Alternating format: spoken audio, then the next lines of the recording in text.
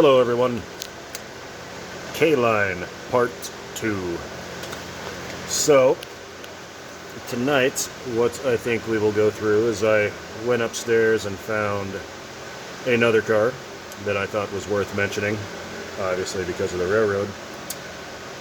And then we will go over what I think was their finest locomotive. I will freely admit right now, I have never personally seen their scale J1E Hudson or one of their 466T tank engines or a Shea. So we're going off my opinion here. If any of those are better than this, please let me know.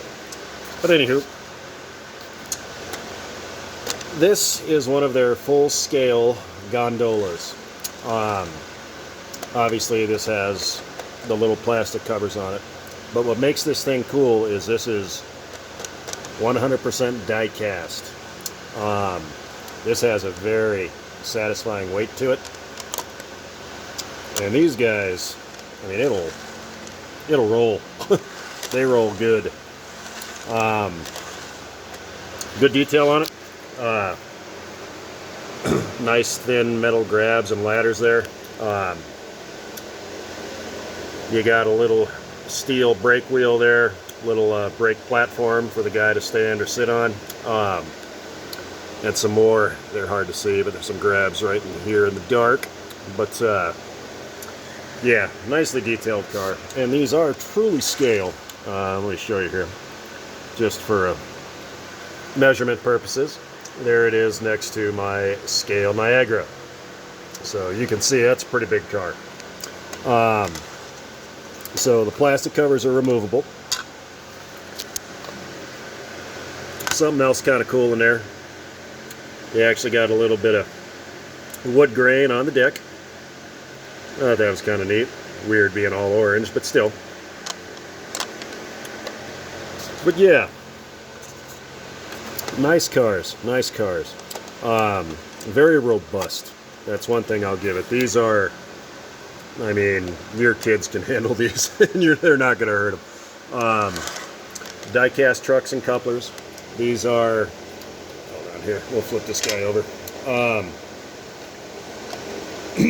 This was the generation of coupler and truck right before that banana reefer car. So you can see a little bit different. You do not have the hidden uncoupling tab, anything like that. Decent detail on the bottom. I mean, you got brake piping and everything there. There's the old school K-Line emblem. So this stuff, the detailing parts are plastic, but everything else is die-cast metal. So these brake cylinders here, that's pretty cool. Pretty cool. But anywho, just one of many of these that I have. You've seen them on the layout moving around. So one thing I would suggest on them, if anybody else wants to buy any of these, get the ones with the junk loads. K-Line's junk loads looked much better than MTH's. Sorry. A little more realistic. But you got good riveting detail on the side all the way through. This is when they were still putting the dates of when K-Line manufactured the car, not the prototype. You do have a data plate there that's probably, I think that's got a date on it, but I think it still says 1 of 01. Give you an idea how long I've had it. But yeah, definitely couldn't pass up the old Denver and Rio Grande Western there. So there you can kind of see you got your grabs back here and everything. But nah, very nice cars. Very nice cars. These generally aren't that expensive in the secondary market, so I wouldn't pay more than 50 bucks for one. What you choose to pay is up to you. I'm not going to tell you what to do ever. So, but anyway, let's get him out of the way. I gotta figure out where I'm going to put this heavy thing so it doesn't crush anything. And then we will get into Mr. Locomotive. Ah, yes. This is one I really enjoy just because, well, multiple reasons. If you look at it, it is detailed like that AC9. This is not a cheap model, okay? I'll tell you that right now. Mine's a little bit cheaper, but this guy in '05, I believe, is when it was, might have been delivered in early '06, but I know it was in the 2005 first edition catalog. $8.99 with TMCC. You probably could have got it a little less expensive if you pre-ordered it, I guess, but yeah, just in my opinion, this is just an exquisite locomotive. These A1 Berkshires, they have kind of a tough appearance to them. You either love it or you hate it. I love it. It looks muscular to me, means business. Quite a bit of history behind this model. We will get into that a little bit, but so the A1 Berkshire actually dates back, the original version, well, this is one of the original versions, dates back to the 20s. And you know what, let's move him up a little bit here. So I got the sound turned on real low. We're not going to do too much sound stuff just because I've kind of had this in a running session, so.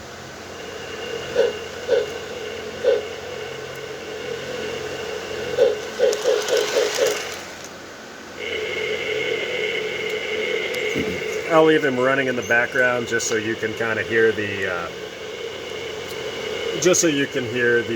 neutral activated sounds. And this, as far as well, actually, let's do prototype stuff first. So like I said, A1 Berkshire, this was built by Lima. This dates back to the 20s. This was Lima's first superpower road locomotive. Before this, the only thing the Lima Locomotive Works was really known for was the shade. So, the original versions of these went to the Boston and Albany Railroad. I'm assuming that's Albany, New York. And once in a while, they would wander onto the Boston and Maine trackage if there was an act of God or a derailment or something. And the Boston and Maine decided they wanted them too, so they bought some. The original ones had 8-wheel tenders, later ones had these 12-wheel. So how this Santa Fe guy came to be was, at the end of World War II, Western railroads were in pretty bad shape. We're running a little low on water. Better top it off. Sequence 1. So, they were hurting for motive power. Santa Fe and Southern Pacific bought some of these from the Boston and Maine. One thing I always thought was cool, and this is true, the Boston and Maine, those nice guys up there, they actually painted and lettered these for the Santa Fe before they left the Bill Ricca shops on the Boston and Maine. How nice of them. But, I don't know. I just thought that was a cool little story. But yeah, just look at the detail on this guy. The other thing I like about, for all you guys, just like the AC9, you got a movable roof hatch here. How much longer till the track's clear? Okay, we're almost clear. So pretty cool. Separate stuff everywhere. So I'm going to try real hard to look at the trailing truck here. Let's see if I can do this without a short circuit. Can't really see it, but your wheels are spoked back here, which I thought was a nice touch. Good detail on that truck. Chemically blackened side rods. Like I said, just detailing everywhere. Coffin feed water heater. I love that low mount front headlight and the lighted number boards on the side. Looks like you got something missing from the last car. Take a look. He just doesn't shut up. So 2 operating Cutler cut bars. My hands aren't working, take my word for it. Interchangeable O-scale and O-gauge coupler. Any of you guys watched my short from a couple nights ago? This was the middle engine on my triple header of steam locomotives. So I love the big cylinders. That's how you know this thing actually was a superpower. What else? Brass pop-up valves up there. Got a little brass whistle over here. There it is. See them? Green marker lights before they became extremely bright and offensive. Let's get that alamite gun over here.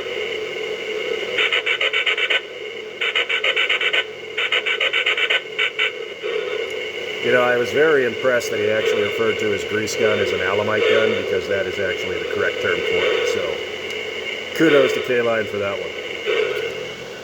So anyway, into this K-Line version. Oh, wait, hold on here. We do have some detail in the cab there. Firebox glow, it's lighted. Engineer and a fireman. 2 coupling positions for the tender. I've got it in the closest one. It'll run down to 0.42 in this closest one, so keep that in mind. It's rated for 0.31. I'm not going to try it. A little low in water. Better top it off. Alright, we can shut them off now. I'm not going to try it on 0.31. I'm sure it will. K-Line stuff does what K-Line said it would do, so not worried about that. Not the best co-load. Pretty fine, but actually if you look at the AC9, pretty similar. I guess they weren't using the real co-loads yet. But the same thing on the back, decent detail. You got a coupler lift bar back here as well, coupler cut bar. Metal everything, ladders. Pop this little guy here. Sound on and off, volume. I always like this style of tender. This is your water fill. I thought that was kind of neat. What else? Oh, what makes this one unique? One of my other videos I mentioned I was a K-Line Collectors Club member. This is very late production for this locomotive. This is right before the bankruptcy. This is unique. Unique to me, not unique to most people. This is conventional, full digital sound, and cruise control. Most of the other conventional ones I see on the secondary market, which is rare, they have a whistle and a bell and no cruise. So for this one to have full sound, the cruise, I mean, it's just, I don't know, pretty unique. This one will never leave my possession, and it runs quite a bit. So it's in a lot of my running videos. I just like this guy. Like I said, it looks tough.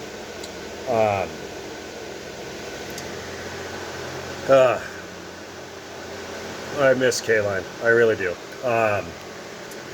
I know Lionel picked up the tooling for this. I have no interest in that.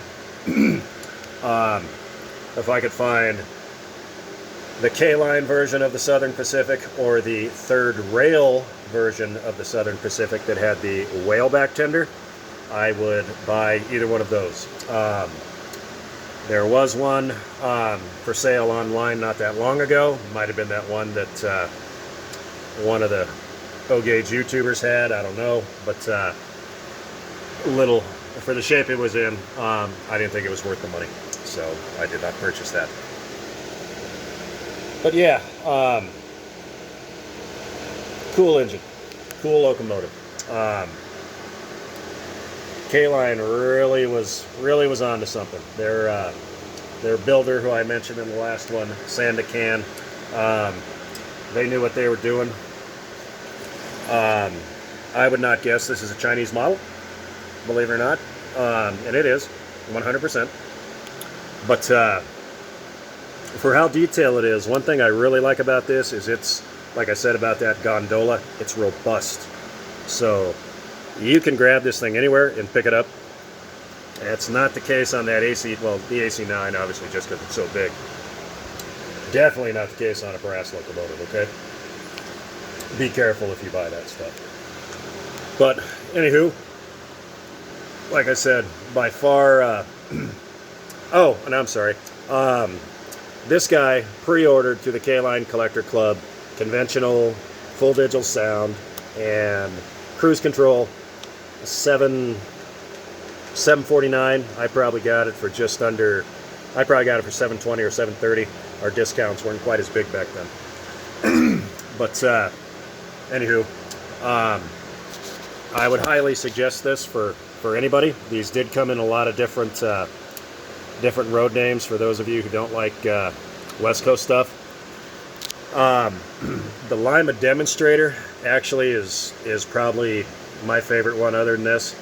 It's a greenish color, and it has the Alesco style feed water heater, not this coffin.